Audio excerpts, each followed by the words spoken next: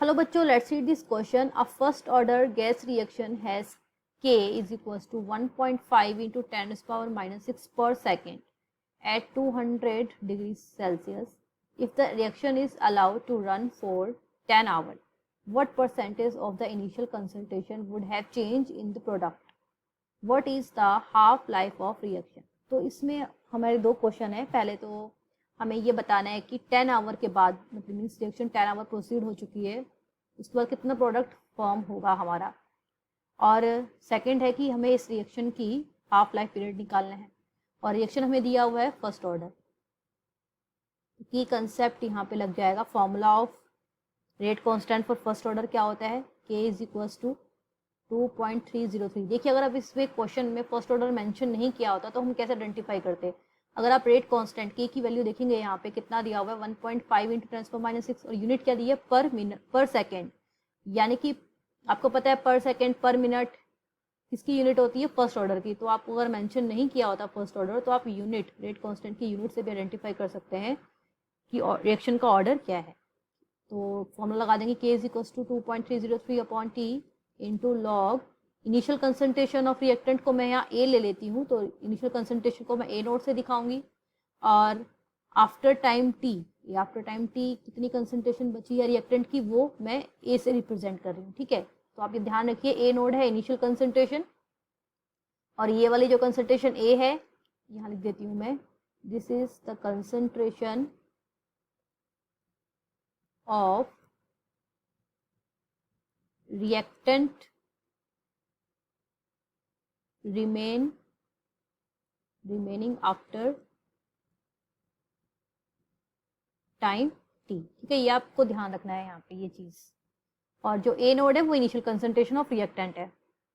तो अब देखिए, अगर हम यहाँ पे K की वैल्यू दी हुई है हमें 1.5 इंटू 10⁻⁻⁶, ये रेट कांस्टेंट दिया हुआ है पर सेकेंड में, is equals to 2.303 upon time T कितना दिया हुआ है? 10 आवर. देखिए, यूनिट सेम होनी चाहिए. अगर आपका रेट कांस्टेंट पर सेकंड में है, मतलब सेकंड में है, तो टाइम की यूनिट भी आप सेकंड में कन्वर्ट कर लीजिए.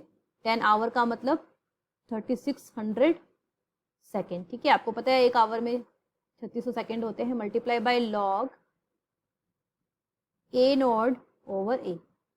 ठीक है, इसको हम ऐसे ही रहने देंगे, क्योंकि हमने निकालना है यहाँ पे कितना परसेंटेज प्रोडक्ट हमारे पास फॉर्म हुआ है. अब अगर मैं इसको सिंप्लीफाई कर लूँ तो हमारा यहाँ पे क्या आएगा? Log A nought over A is equals to, after solving it we get 23,447.67 into 10⁻⁻⁶. अब इसको और सिंप्लीफाई जब कर लेते हैं तो ये आ जाता है यहाँ पर 0.023447. ठीक है, अब हम लॉग हटाएंगे तो ये एंटी लॉग हो जाएगा, या फिर हम क्या कह सकते हैं, देखिए यहाँ पे लॉग का बेस क्या है? यहाँ पे 10 है, लॉग का बेस 10 चल रहा है, यानी कि ये 10⁻⁻⁷ 0.023477. अब 10⁻⁷ की वैल्यू रहती है यहाँ पे 4447 है. 447 की जो वैल्यू रहती है वो कितनी हो जाती है? 1.05547. ठीक है, फर्दर इसको सॉल्व करते हैं.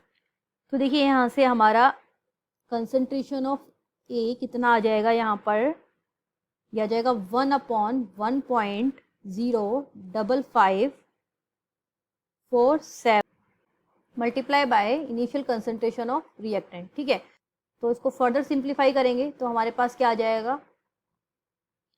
0.94744 इनिशियल कंसंट्रेशन. और ये वाली कंसंट्रेशन मैंने बताई थी आपको, ये कौन सी कंसंट्रेशन है? ये रिमेनिंग कंसंट्रेशन है.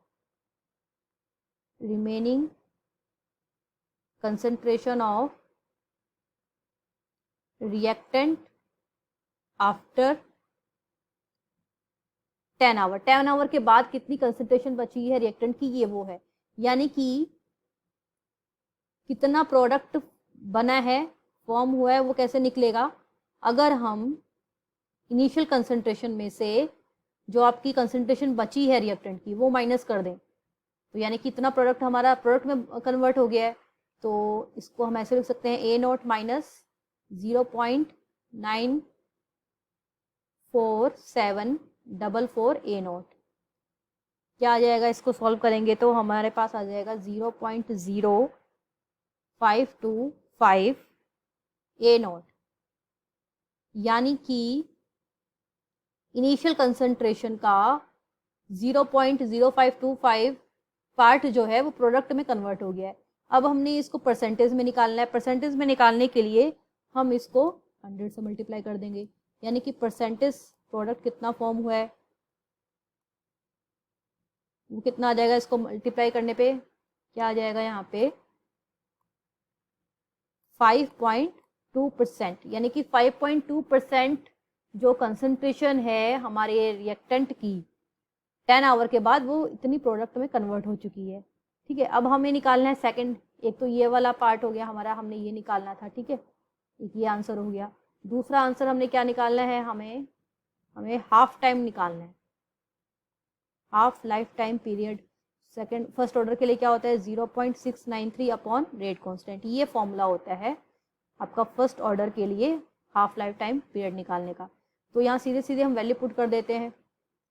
तो टी हाफ हो जाएगा 0.693 ओवर के की वैल्यू जो रेट कांस्टेंट की वैल्यू दी हुई है दैट इज 1.5 इंटू 10⁻⁻6 पर second. On solving this we will get our answer, second answer, that is 462,000 seconds. So this is the half life of this reaction. So ये हमारे दो answer हो गए इसमें। I hope you understood well, best of luck.